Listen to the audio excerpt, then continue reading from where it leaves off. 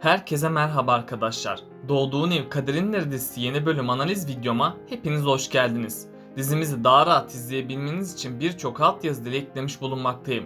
İstediğiniz altyazıyı videonun sağ altyazılar kısmından seçebilirsiniz. Lafı daha fazla uzatmadan dizimize geçelim. Barış, Zeynep ile evlenecek mi? Zeynep, Mehdi'yi kendinden uzak tutmaya başarabilecek mi? Zeynep'in hayatı tehlikeye girecek mi? Mehdi Zeynep'i unutabilmeyi başarabilecek mi? Hepsinin cevabı ve daha fazlası bu videoda. Öncelikle Zeynep'in artık güçlü bir kadın olmasını istiyorsanız ve ayrıca dizimizin bir sezon daha devam etmesini istiyorsanız beğeni tuşuna basalım ve sayımızı öğrenelim. Mehdi güç kazandıkça paranın ve gücün etkisinden kurtulamayacak. Hatta zenginlik yüzünden Mehdi'nin karakterinde değişimler meydana gelecek. Mehdi yakında istemeden kötü işlere bulaşacak. Eğer Zeynep de Mehdi'nin yanında durmaya devam ederse o da hayatını kaybedecek. Veys hem Mehdi'yi hem de Zeynep'i öldürecek. Barış ise Zeynep'in tavırlarından dolayı çok öfkelenecek.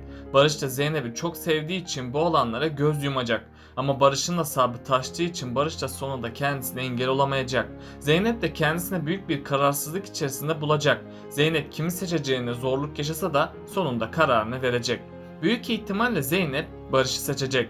Barış da Zeynep'in kendisini seçmesi üzerine çok mutlu olacak. Ama Barış'ı da bu yolda çok büyük bir tehlike bekleyecek. Zeynep şimdilik Barış'ı seçse de sonradan onu terk edebilir ve yeniden Mehdi'ye dönebilir. Zeynep'in mantığı Barış'ı istese de kalbi hala Mehdi'yi istemekte. Zeynep böyle yapmaya devam ederse herkesin hayatı zarar görecek. Sonunda Zeynep yalnız kalacak. Ayrıca Barış'ın psikolojisi de sağlıklı değildir. Barış'ın çocukluktan kalan çok büyük bir acısı bulunmakta. Çünkü Savaş felç olduğu için annesi hep onun yanında olmuştu. Barış da annesinden ilgi görmediği için çok sıkıntılı bir çocukluk geçirmişti. Barış, Zeynep'in kendisiyle ilgilenmemesi üzerine yine çok üzülecek. Barış'ın bu davranışları yakında saplantılı bir aşka dönüşecek. Barış her zaman Zeynep'in kendi yanında olmasını isteyecek. Barış, Zeynep'e evlenme teklif etti. Zeynep ilk başlarda bu teklifi reddedecek.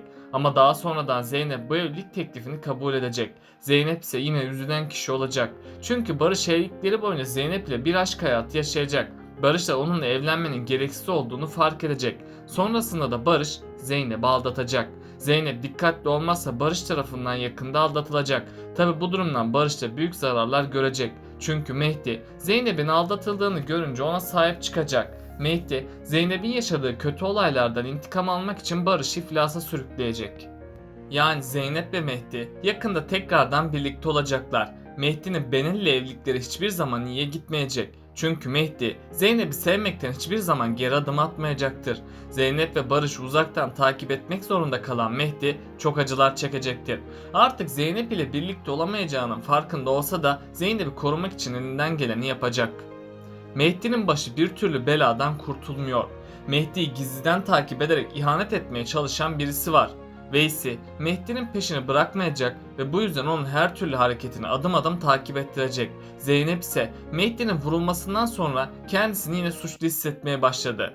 Barış, Zeynep'in hayatına girerek büyük bir hata yaptığının farkına vardı. Zeynep'in hayatına kim girdiyse her zaman zarar gören taraf onlar oldu. Böyle devam ederse Barış da iflas edecek. Zeynep ilk başlarda Barış'ın sevgisine hayır diyemeyecek. Zeynep, Mehdi'nin kendisi için yaptıklarını görünce tüm düşünceleri alt üst olacak. Mehdi de hala Zeynep'i sevmekten vazgeçemedi ve Mehdi, Zeynep'i canından vazgeçecek kadar seviyor. Eğer Zeynep Mehdi'ye dönerse Mehdi de Zeynep'e dönecek. Zeynep, Nermin ve Barış'tan çekindiği için bir süreliğine duygularını belli etmeyecek.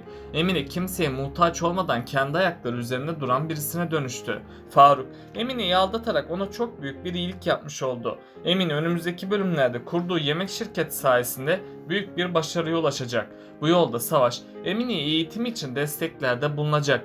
Emine de sonunda çok güçlü birisine dönüşecek. Faruk ise yakında yeniden diziye dahil olacak. Emine zenginleşirken Faruk da iflas edecek. Bunun sonucunda da Faruk yeniden Emine'nin yanına gelecek. Ama Emine asla ona bir şans vermeyecek. Emine artık akıllandığı için hayatına yeni bir sayfa açacak.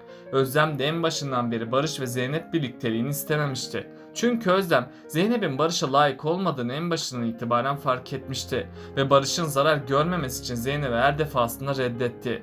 Özlem, Zeynep ve Barış birlikteliği olsa dahi bu durum asla kabullenmeyecek. Özlem, Zeynep ve Barış aşkının önündeki en büyük engellerden birisi olacak. Bu yüzden Zeynep ve Barış'ın aşması gereken zorlu engeller bulunmaktadır. Eğer Zeynep ve Barış bu engelleri aşarsa aralarındaki bağ daha da kuvvetli olacak. Nermin Hanım eski zenginliğine kavuştuğu için Ekrem ondan intikam alacak. Çünkü Ekrem, Nermin yüzünden zenginliğini kaybettiğini düşünecek. Bu yüzden bir süreliğine Ekrem, Zeynep ve Nermin'i rahat bırakmayacak. Özellikle Ekrem, Zeynep'i öldürerek onu ortadan kaldırmak isteyecek. Ama buna Mehdi ve Barış engel olacak. Hatta Zeynep için kendi canlarını dahi feda etmeye hazır olacaklar. Nermin artık Zeynep'e bir zarar gelmemesi için ona daha çok değer verecek. Sakine de Zeynep'in Nermin'i seçtiğini düşünecek. Bu yüzden Sakine her zamanki kararlılığını devam ettirecek. Eğer Nermin dikkatli davranmazsa bunu hayatıyla ödeyecek. Bu nedenle Nermin'in dikkatli olması gerekiyor. Böylelikle bu bölümün de sonuna geldik arkadaşlar. Bunun gibi videoların devamının gelmesini istiyorsanız kanalımı takip etmeyi ve bu videomu beğenmeyi unutmayın. Kendinize çok iyi bakın. Hoşça kalın.